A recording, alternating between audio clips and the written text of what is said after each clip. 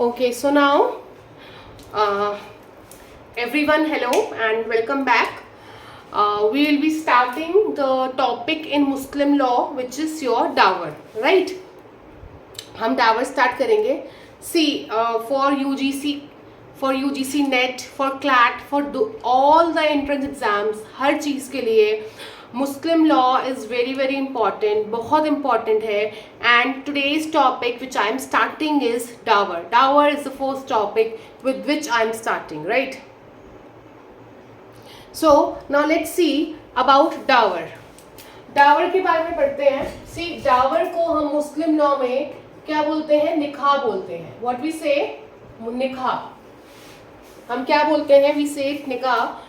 अच्छा, now you should know Dawar है क्या. एक मैं लेमैन लैंग्वेज में आप सबको समझाती हूँ कि डावर बेसिकली क्या है. इफ वी सी, अगर एक मुस्लिम लॉ में एक मैरिज हो रही है, राइट? निकाह बोलते हैं मुस्लिम लॉ में. एक मैरिज हो रही है क्योंकि हम ये जानते हैं कि मुस्लिम लॉ का जो निकाह है दैट इज कॉन्ट्रैक्ट. वो एक संविदा है. क्या है वो? एक कॉन्ट्रैक्ट है, राइट?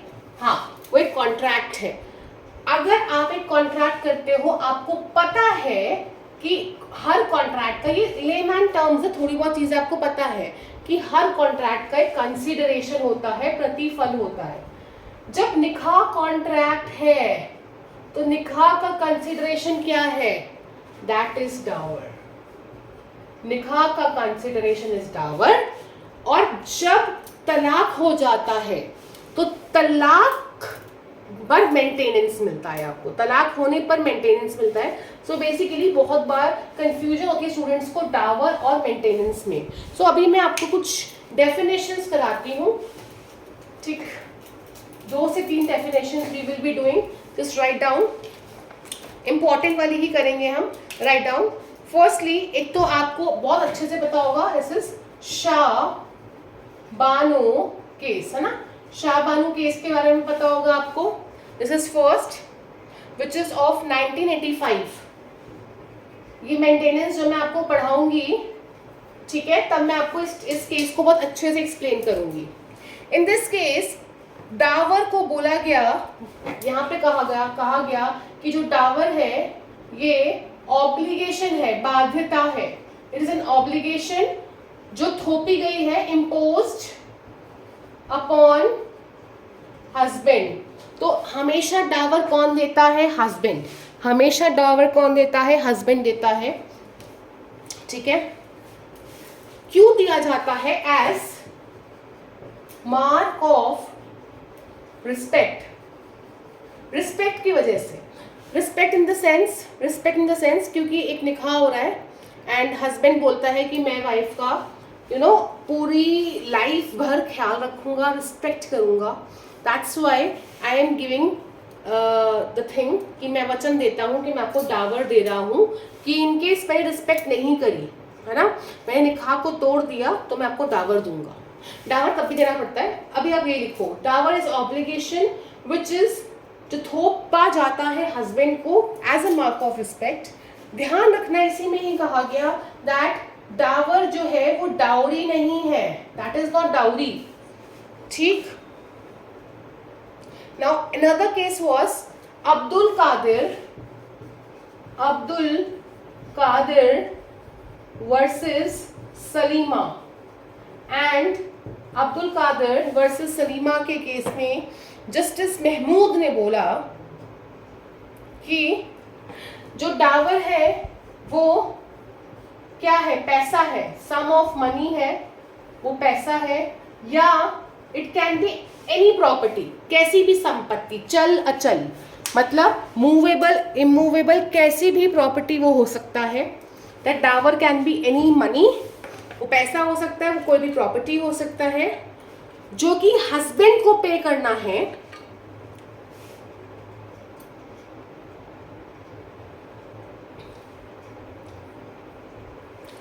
हस्बैंड को पे करना है और वाइफ को, ठीक है? हस्बैंड को वाइफ को देना है. ऑलवेज हस्बैंड देता है वाइफ को, कोई थर्ड पर्सन नहीं देगा.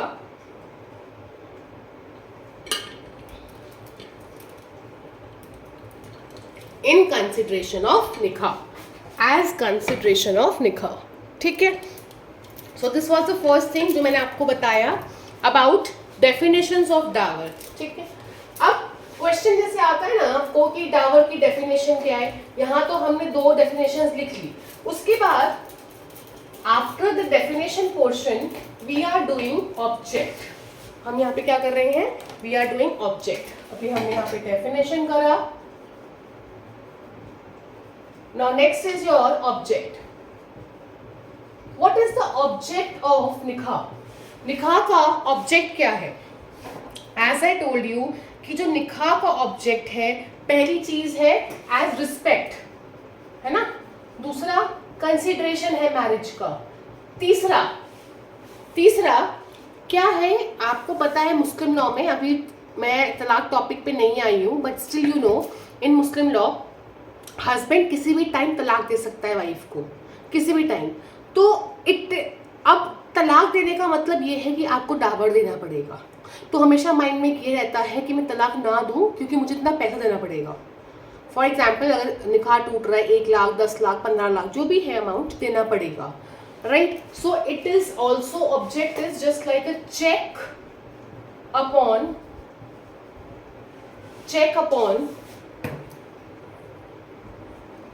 husband's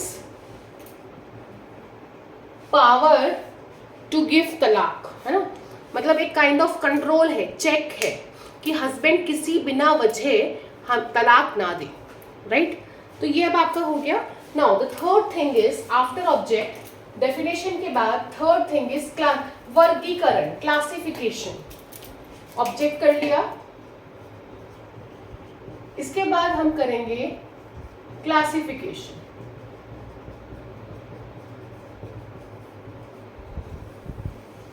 क्लासिफिकेशन से मतलब क्या है, वर्गीकरण।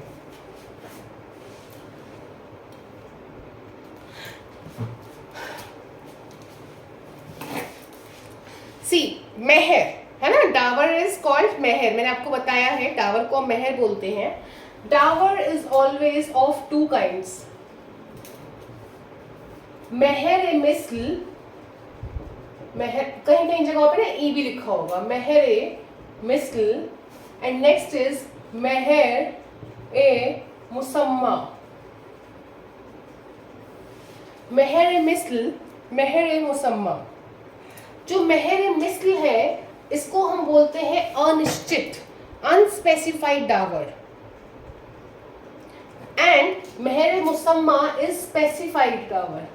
ये निश्चित है और ये अनस्पेसिफाइड है। कहने का मतलब क्या है, हेयर अनस्पेसिफाइड, कहने का मतलब ये है इसमें अनस्पेसिफाइड में हम पता नहीं, जब मैरिज देखो जब भी निकाह होगा उस टाइम पे ये कॉन्ट्रैक्ट में हमेशा होगा कि डावर देना है, बट कितना देना है कभी कभी अमाउंट जो है तय नहीं किया जाता है।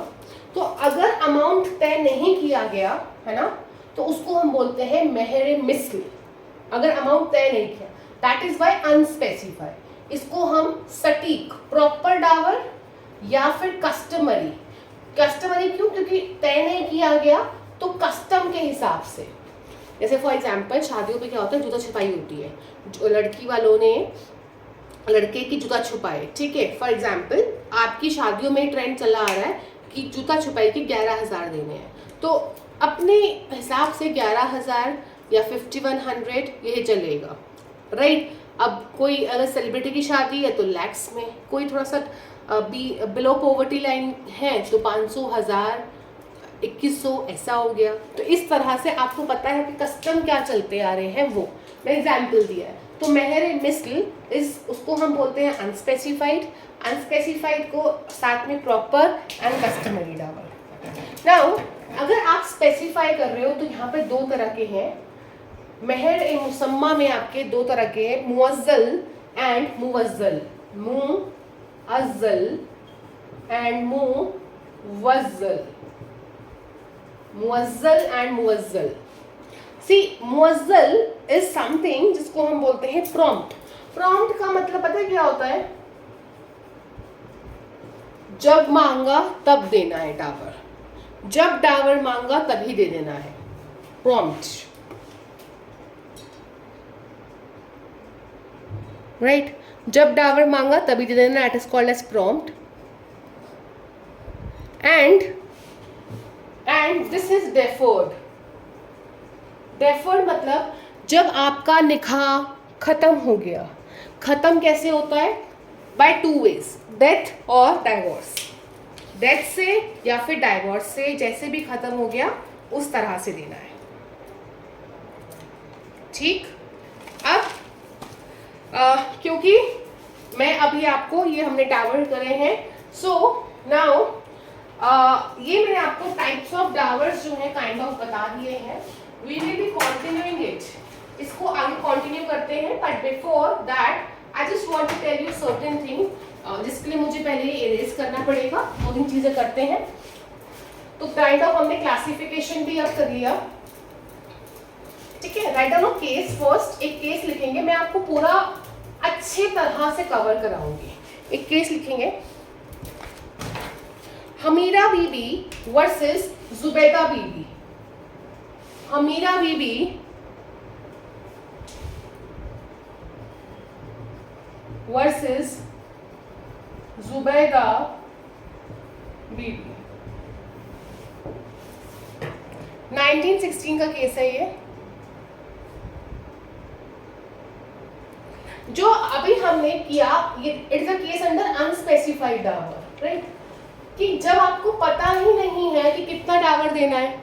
So as I told you, in that case what we see कि क्या कस्टम्स चलते आ रहे हैं। तो यहाँ पे इन हमीरा बीबी वर्सेस जुबैदा बीबी ये बताया गया दैट अनस्पेसिफाइड डावर में हम कुछ प्रिंसिपल्स, कुछ सिद्धांत फॉलो करेंगे कि जो वाइफ है ना, उसकी क्वालिफिकेशंस क्या, कितनी है, कितनी पढ़ी लिखी, अर्हता, बहुत पढ़ी लिखी है, अनपढ़ है, क्या है, अकॉर्डिंग टू दैट, ठीक है।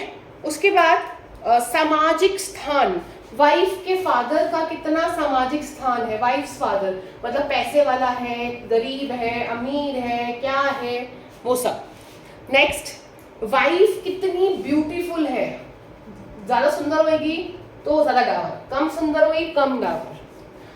वाई, क्योंकि उस जमाने में कुकिंग, लड़कियों का काम कुकिंग ही माना जाता था। कुकिंग आती है कि नहीं आती, ठीक है।